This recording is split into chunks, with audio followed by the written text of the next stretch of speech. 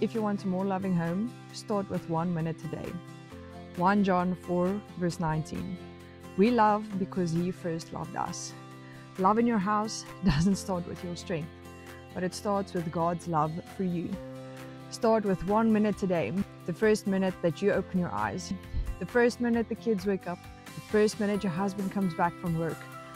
Start by making that intentional and having a way that you can show love.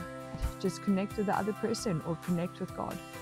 Start your corrections with connection. Show your kid that you're on their team. It's not you against them, it's you and your child against the problem. Do a 1 minute daily habit. Let's start with doing 1 minute of being intentional and showing our love to the other people in our households. Love grows when the Spirit fills the gaps that we cannot. We love because He first loved us.